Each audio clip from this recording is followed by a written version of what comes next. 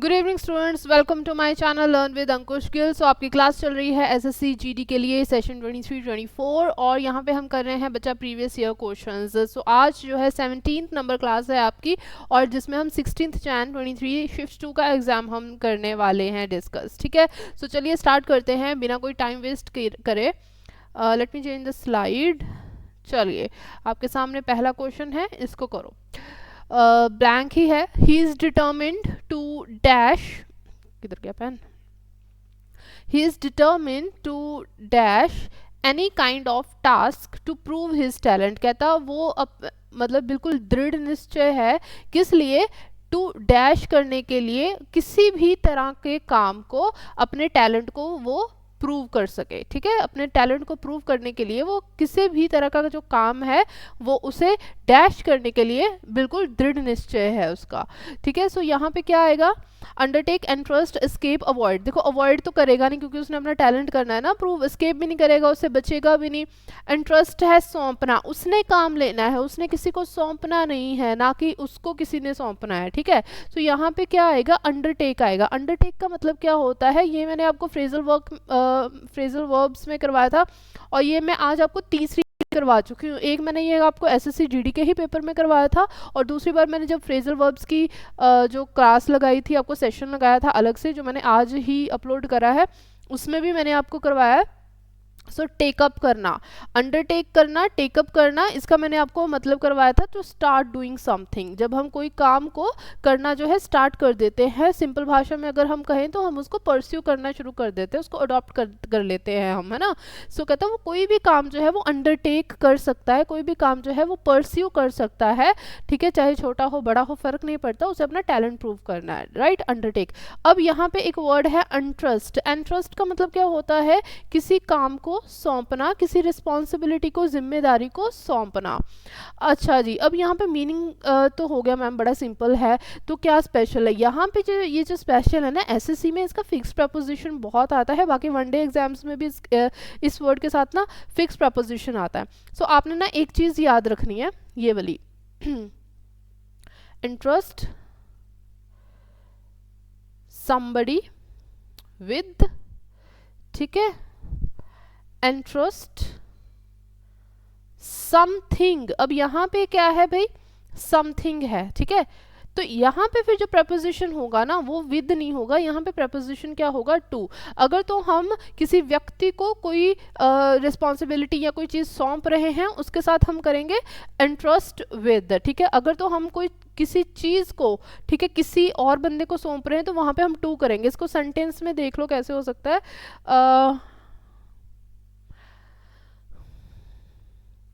The company entrusted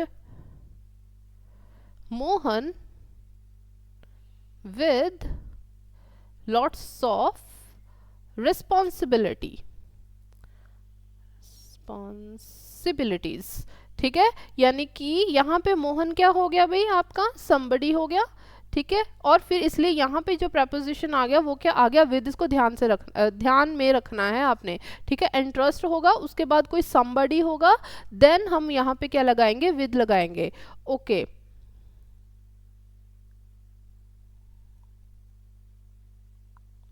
you can not entrust this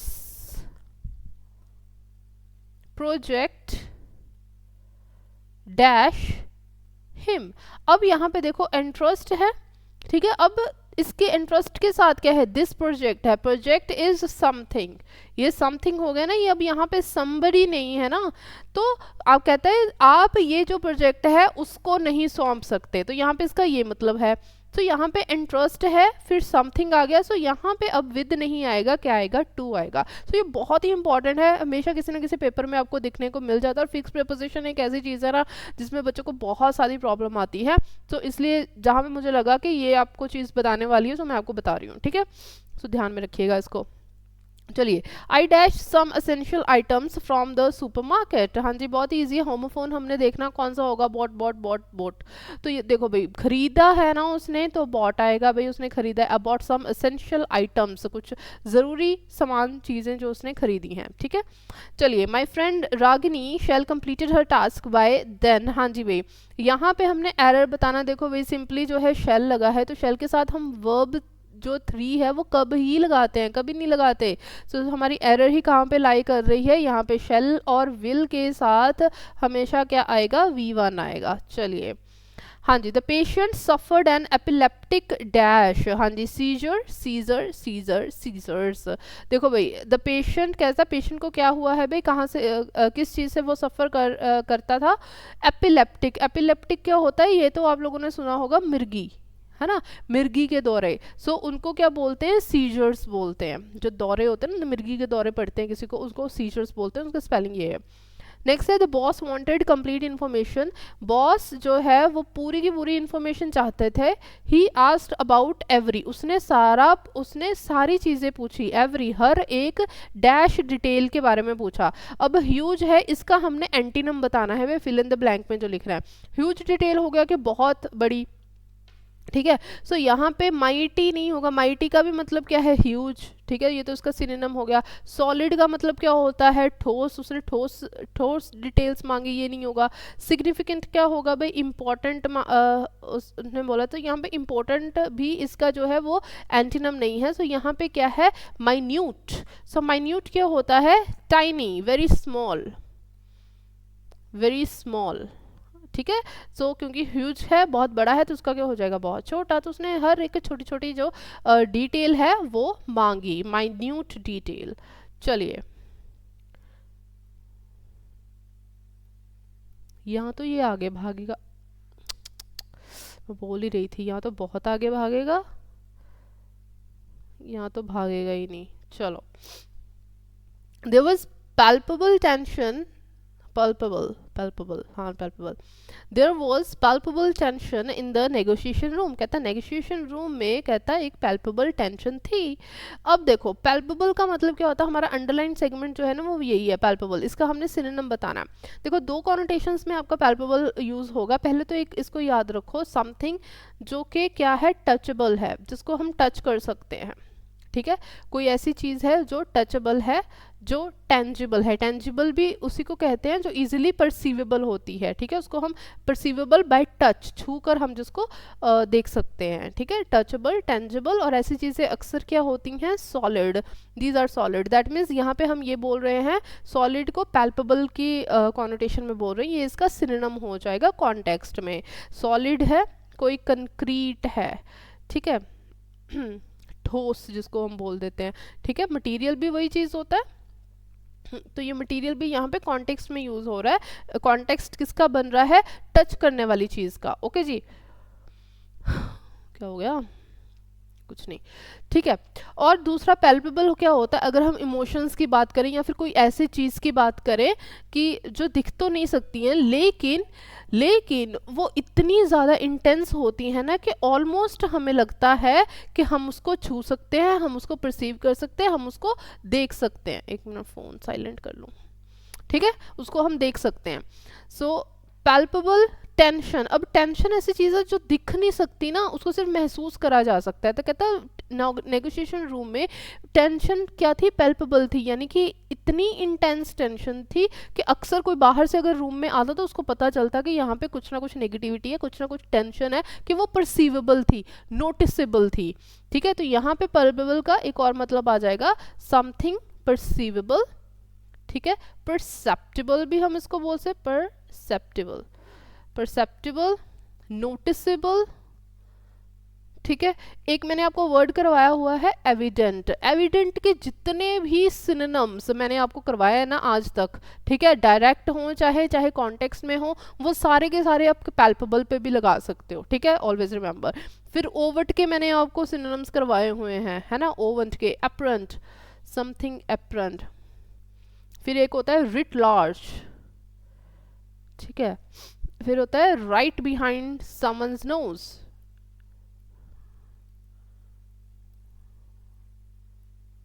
the someone's knows, ठीक है, ये भी क्या है, ईडियम में ही आ जाता है, रिट लार्ज हो गया, राइट बिहाइंड समवंस नोज, ठीक है। As clear as day, as clear as day, तो क्लियर के भी जितने आपको मैंने सिनोनिम करवाए हैं ना, एविडेंट के, क्लियर के, एपरेंट के, ठीक है, एक्सप्लिसिट के, वो सारे के सारे आप यहाँ पे लगाओगे, ओके, कॉन्टेक्स्ट में। तो चलिए यहाँ पे उसने पूछा क्या है, सिनोनिम पूछा है, हाँ, तो यहाँ पे क्या हो जाएगा भाई, डिटेक्टेबल, जिसको हम नोटिस कर पाते हैं, मतलब डिटेक्ट कर लिया ना कि हाँ यहाँ पे ये चीज़ है, मतलब नोटिसेबल है, डिटेक्टेबल है, तो ये भी इसी का क्या आ जाएगा भाई, सिनोनिम आ जाएगा। इम्परसेप्टिबल, ये क्या हो गया, इसका एंटीनम हो गया। इनडिस्टिंग्विशेबल, एक तो हो गया डिस्टिंग्विशेबल, जिसका हम फर्क देख सकते हैं, फर्क हम किसका देख सकते हैं, जो नोटिसेबल चीज़ होती है, तो डिस्टिंग्विशेबल क्या हो जाएगा, इसका सिनोनिम हो जाएगा कॉन्टेक्स्ट में। इनडिस्टिंग्विशेबल इसका एंटीनम हो जाएगा, ठीक है। इनसेंसिबल का कोई लेना देना नहीं है इसके साथ। इनसेंसिबल क्या होता है, संवेदनाहीन कोई चीज़ होती है ना, उसको बोल देते हैं हम। चलिए नेक्स्ट है, the patient had died before the doctor केम। देखो यहाँ पे ना दो टेंसेस लगे हुए हैं और ये बिफोर वाला हमारा ना जो है वो टेंस है, तो इसको याद रखना, जहाँ पे भी आपको बिफोर आ जाएगा ना, ठीक है, वर्ड क्लॉजेस में, सो बिफोर के राइट उसके अगले वाला जो टेंस होता है ना, वो हमेशा किस में होता है भाई, हमारा सिंपल पास्ट में होता है, ठीक है, इसको याद रखना है। बिफोर से इधर वाला जो होता है ना, वो कौन सा होता है, हमारा पास्ट परफेक्ट का होता है, ठीक है। ये जो पास्ट परफेक्ट वाला हम की जो एक्सेप्शन है ना, उसको जब हम करते हैं ना, ये उसमें आता है, ठीक है। तो कैसा, डॉक्टर के आने से पहले ही पेशेंट मर चुका था। यहाँ पे दो एक्शंस, ये मैंने बहुत बड़ी पंजाब के स्टूडेंट्स को तो बहुत बड़ी करवाया हुआ है, जब दो एक्शंस होते हैं, ठीक है, एक एक्शन जो होता है पास्ट में होता है, और उसके भी पास्ट में जब एक एक्शन होता है, ठीक है, पास्ट का पास्ट यानी कि पास्ट परफेक्ट, उसके भी पास्ट में जो एक्शन, मतलब एक पास्ट में हमारा एक्शन हुआ कि डॉक्टर आया, लेकिन डॉक्टर के आने से पहले भी एक एक्शन हुआ था, वो कौन सा हुआ था भाई, पास्ट, पेशेंट जो है वो मर गया था। सो पास्ट का जो पास्ट होगा वो क्या हो जाएगा, पास्ट परफेक्ट, ठीक है।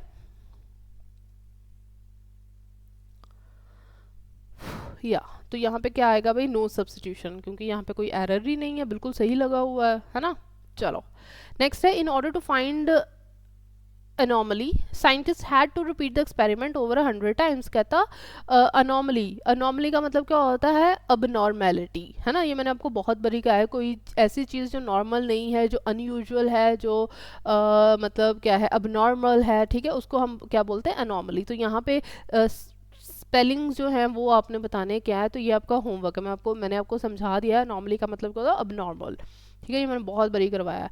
चलिए हर्कुलियन टास्क, ये भी मैंने अपने पंजाब के स्टूडेंट्स को बहुत बारी करवाया। हर्कुलियन टास्क क्या होता है भाई, कोई ऐसी काम जो बहुत ही ज़्यादा क्या है, डिफ़िकल्ट है, बहुत ज़्यादा मुश्किल है। अब देखो वो कैसे, है ना, उसको उसने मतलब एक बड़े से पत्थर को, ये आसान काम तो नहीं है, इट्स हर्कुलियन टास्क, है ना, अ टफ जॉब।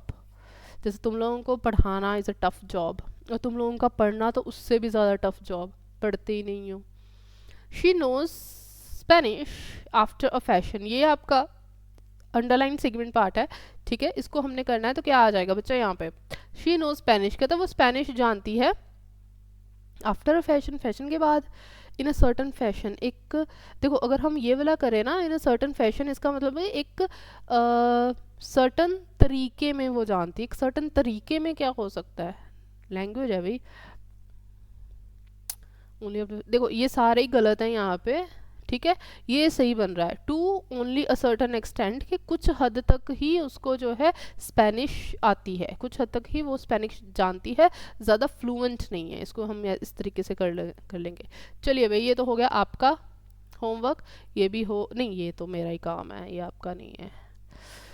चलो एंटीनम बताना है सबलाइम का। देखो समथिंग विच इज़ सबलाइम ना, इसको सिर्फ एक ऐसी चीज़ याद रखो जिसमें बहुत ज़्यादा मतलब एक्सेसिव ब्यूटी है, एक्सेसिव ग्रेटनेस है, बहुत ही ज़्यादा, मतलब सर्वश्रेष्ठ जिसको हम चीज़ को बोल सकते हैं ना, दी बेस्ट जिसको हम बोल सकते हैं, उसको हम बोलते हैं सबलाइम, ठीक है। स्प्लेंडेड इसका आ जाएगा, splendid, Splendor, greatness, excessive beauty, ठीक है, ये सारी चीज़ें, एक्स्ट्राऑर्डिनरी, तो इसका हमने बताना क्या है, एंटीनम बताना है। तो कोई चीज़ एक्स्ट्राऑर्डिनरी है, बिल्कुल अनयूजुअल है ना, सो क्या हो जाएगा भाई, ऑर्डिनरी है, ऑर्डिनरी है, मुंडेन है, मुंडेन भी इसी में आ जाएगा, कॉन्टेक्स्ट में आपका मुंडेन और ऑर्डिनरी।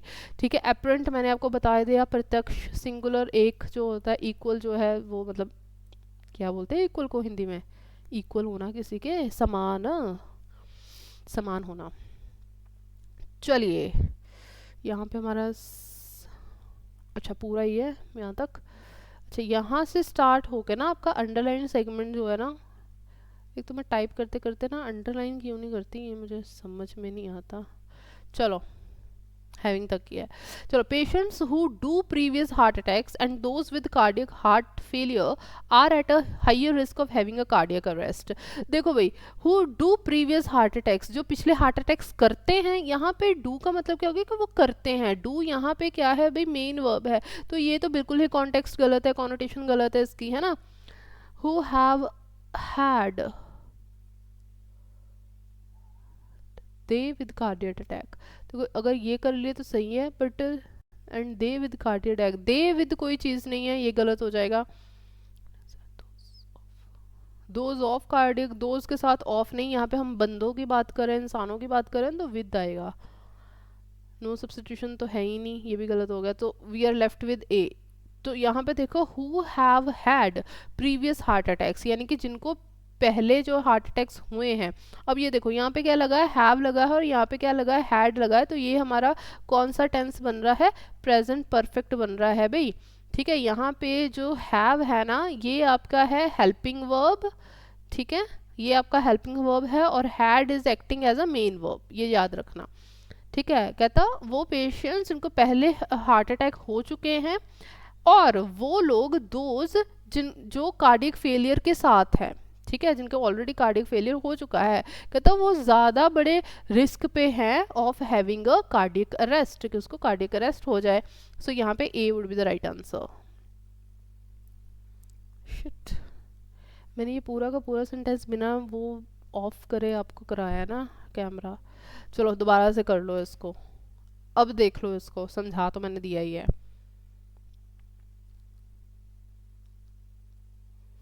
पढ़ लो, देख लो, ठीक है, चलें अब आगे। सॉरी सॉरी, मैं याद भूल गया। अब मैं दिख रही हूँ ना, आई होप कि दिख रही होंगी, दिख रही हूँ। चलो, we hope given sentence underline segment कौन सा होगा, ये वाला, hope this measure take us, हाँ, we hope these measure will take us further to a good position. कहता हम आशा करते हैं कि ये जो मेजर है ये हमें दूर तक लेके जाएंगे, एक अच्छी पोजीशन तक। देखो आशा करते हैं तो यहाँ पे होप्स नहीं आएगा भाई, वी होप, यहाँ पे जो होप है वो क्या बोलते हैं, वी लगा है, वर्ब की तरह है, सो वर्ब है तो यहाँ पे एस क्यू आएगा भाई, ये तो प्लूरल है ना हमारा, तो ये एस नहीं आएगा। We hope these, these these है तो इसके साथ फिर एस आना चाहिए, ठीक है। होप दीज मेजर्स, यहाँ तक भी सही है ये। विल टेकिंग, देखो अगर टेकिंग है तो यहाँ पे बी आना चाहिए था, ये गलत हो गया, A is wrong, B is wrong. Will take us, ये सही है। होप दोज मेजर, वो वाले मेजर, वो नहीं ये वाले मेजर है भाई, तो सी आएगा आपका, है ना। और वैसे भी दोज की जगह यहाँ पे एस भी तो होना चाहिए ना, तो ये गलत है। So hope these measures will take us, कि ये वाले जो मेजर्स हैं, मेजर्स मतलब अटेम्प्ट्स, ठीक है, अटेम्प्ट्स हैं या तरीके हैं, ठीक है, या जो भी वो मतलब काम कर रहे हैं, ठीक है, स्टेप्स यहाँ पे इनको बोल सकते हैं, स्टेप्स ज़्यादा सही रहेगा, ये जो स्टेप्स वो ले रहे हैं, ठीक है, कहता ये हमें आगे आगे तक लेके जाएंगे एक अच्छी पोजीशन पे। चलिए इसको बड़ी अच्छे तरीके से समझना, डॉज को। जो डॉज है ना, बेसिकली डॉज क्या, अब ये देखो, ये पेन है, मान लो कि मैं आप इस पेन को आपकी तरफ ऐसे फेंकती हूँ, ठीक है, इसको मैं आपकी तरफ फेंकती हूँ, तो आप लोग क्या करोगे, आप इस तरीके से हो जाओगे ना, यू विल मूव क्विकली, है ना। So to move suddenly in order to avoid being hit, ठीक है, कि आपको कोई मारे ना, ठीक है, आप इसीलिए तो पीछे हटे ना कि ये पेन आपको लगे ना, सो उसको बोलते हैं हम डॉज। एक डॉज का जो मतलब होता है ना, to avoid something, to avoid something in a deceitful manner, so that कि हमें उसके साथ ना डील ना करना पड़े। मान लो कि कोई आपको कॉल्स कर रहा है और आप उसके जो कॉल्स वो लेना नहीं चाहते, तो आप क्या करते हो, उनको डिसीव कर, मतलब एक तरह से उनको अवॉइड कर रहे होते हैं ना इन डिसीटफुल मैनर। अरे यार मुझे पता नहीं चला, फ़ोन साइलेंट पे था, है ना, मैंने देखा नहीं, मैं काम कर रहा था, तो वो क्या है, उसमें धोखाधड़ी ही है ना। So in order to avoid something in a deceitful manner so that you don't have to deal with it, so इसका जो सिनोनिम आ जाएगा कॉन्टेक्स्ट में यहाँ पे क्या आ जाएगा, किसी को चीट करना। Dodge is to cheat someone और टू डिसीव समवन, ठीक है। I hope that is clear. चलो, ओके, मुझे फिर से कैमरा बंद करना पड़ेगा। कहता I looked out dash the city, मैंने देखा बाहर, कहाँ, dash the city, inside the city, अंदर, अंदर देखो, आउट है ना तो वो अंदर तो नहीं देखेगा, अंडर, सिटी के अंडर देखा वो भी नहीं होगा, आउटसाइड द सिटी देखा, आउटसाइड द सिटी वो कैसे देखेगा, अक्रॉस द सिटी, पूरी की पूरी सिटी, ठीक है। अक्रॉस मतलब मान लो कि ये जो है वो सिटी है, तो उसने देखा ऐसे पूरी सिटी में, अक्रॉस द सिटी, ऐसे ऐसे ऐसे ऐसे ऐसे अक्रॉस द सिटी उसने देखा, ठीक है। The sun hung low in the sky, देखो when the sun hung low in the sky, इसका मतलब पता क्या है, हैंग्स लो, के जो सन है ना इज़ नॉट ब्राइट इनफ। यहाँ पे जो ऑथर ने सन हंग लो एक मेटाफर की तरह यूज़ करा है, जिसका मतलब ये है कि सूरज जो है वो अच्छे से ब्राइट नहीं था, उसकी ब्राइटनेस जो है वो ज़्यादा नहीं थी, ठीक है। Sun was not bright enough, okay, sun was not bright enough in the sky. जैसे आजकल हो रहा है ना, जैसे धुंध पड़ी होती है, बादल छाए होते हैं, तो सन ज़्यादातर वो उतनी चमक तो नहीं देता ना। एंड शाइनिंग वीकली, कैसे चमक रहा था, बहुत बहुत ही धीमे धीमे, वीकली है ना, बहुत ही कमज़ोर सा, ऐसा नहीं था कि उसकी शाइन बहुत ज़्यादा थी, ऐसा नहीं था, ठीक है। Shining weekly dash the clouds, हाँ जी, दो through into upon, upon the clouds नहीं होगा, इनटू द क्लाउड्स नहीं होगा, थ्रू द क्लाउड्स, थ्रू का मतलब क्या है, उसके बीच में से, है ना। शाइनिंग, अब यहाँ पे सन है, यहाँ पे सन है, तो यहाँ पे क्या है भाई, क्लाउड्स हैं, ऐसे ऐसे ऐसे क्लाउड्स हैं, तो यह उसकी किरणें जो हैं इसके बीचों बीच निकल के यहाँ पे ऐसे धरती पे आती हैं ना, सो थ्रू, ठीक है। ये जो सिस्टम होता है ना थ्रू के, उसको उसको गुजर, उससे जब गुजरता है कोई चीज़, सो यहाँ पे क्या आ गया हमारा, थ्रू आ गया, ठीक है। नेक्स्ट है casting long shadows on the grass, देखो जब इसका ना कास्टिंग लॉन्ग शेडोज ना, ये एक ईडियम भी होता है, ठीक है, एक ईडियम भी होता है, इसको ध्यान से समझो। इसका मतलब होता है कि किसी चीज़ का जब कोई नेगेटिव इन्फ्लुएंस होता है ना किसी चीज़ पे, और लॉन्ग नेगेटिव इन्फ्लुएंस होता है कि आगे जाके इसके बुरे असर ही होंगे और काफ़ी देर तक इसके बुरे असर हमें झेलने पड़ेंगे, उसका मतलब भी क्या होता है, casting long shadows.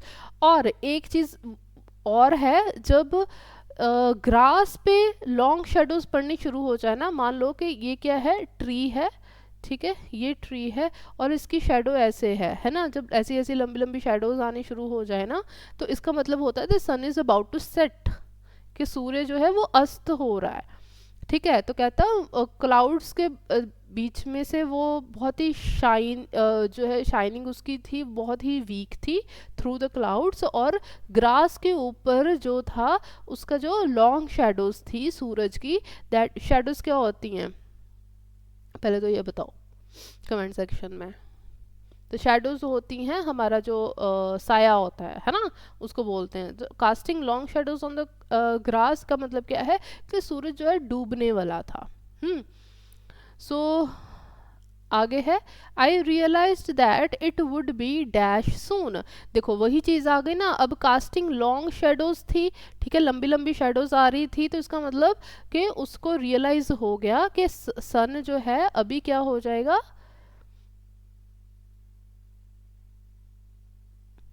it would be it would be dark soon. अब देखो, it would be dark soon का मतलब क्या है कि अंधेरा होने वाला है ना। यहाँ पे कास्टिंग लॉन्ग शेडोज को मैंने आपको बताया कि that means sun is about to set, सूर्य अस्त होने वाला है। सूर्य अस्त होने वाला है तो इसका मतलब क्या है, अंधेरा आने वाला है ना, डार्क आने वाला है भाई। डार्क डार्क सून का मतलब क्या हो गया कि अंधेरा छाने वाला है, रात होने वाली है।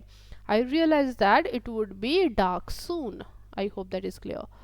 चलिए, द सन वुड सेट, कहता सन जो है वो अस्त हो जाएगा। Finally the dash would rise in the sky. तो जब सन जो है वो अस्त हो जाता है तो क्या ऊपर उगता है भी, फिर स्काई में क्या आ जाता है, ऑब्वियसली मून ही आता है ना, और तो नहीं ना कोई आता। सन डूबता है और जो है चंद्रमा है वो चढ़ता है। So moon would rise in the sky. Another another day dash and another day lost. कहता एक और दिन शुड होना चाहिए, कैन नॉट आएगा, या विल या वुड। अब देखो ये पूरा सेंटेंस है ना जो किस में चल रहा है, पास्ट में चल रहा है। Realized, would, finally the moon would. So यहाँ पे भी आपका क्या आ गया, अनदर डे वुड एंड। तो यहाँ पे भी क्या आ जाएगा आपका, वुड एंड आ जाएगा कि क्योंकि सारा होल स्टैंजा जो है आपका क्लोज्ड पास्ट में चल रहा है तो ये भी आपका पास्ट में आ जाएगा। I hope that is clear. So यहाँ पे हम विल नहीं लगाएंगे, ठीक है जी, अंडरस्टूड है। तो चलिए, सो आई होप कि आपको ये जो है समझ आ गया होगा। स्टैंजा इजी था, कुछ ज़्यादा इसमें डिफ़िकल्टी नहीं थी। चलिए, लर्न विद अंकुश के लिए आपका पीडीएफ के लिए टेलीग्राम चैनल है। मेरी सारी क्लासेस के लिंक्स भी आपको इसी में मिलेंगे, पीडीएफ भी इसी में मिलेगी। So do join this channel. और फ्रेजल वर्ब्स का जो सेशन है उसकी भी सीरीज़ जो मैंने स्टार्ट कर दी है। आपकी DSSB के लिए भी आपकी सीरीज़ जो स्टार्ट कर दी है। मतलब अगर सही मायने में तुम लोगों ने इंग्लिश सीखनी है ना, ठीक है, so do join my channel, ठीक है। मतलब सिर्फ 1 मंथ मुझे आपका चाहिए और आप फटाफट से कोई भी एग्ज़ाम के लिए आप इंग्लिश जो है अच्छे से कर पाओगे, वो मेरी गारंटी है। बट आपको जुड़े रहना है, ठीक है। सो चलिए अब इस क्लास को यहीं पे एंड करते हैं, फिर मिलेंगे नेक्स्ट क्लास में। Till then bye, take care.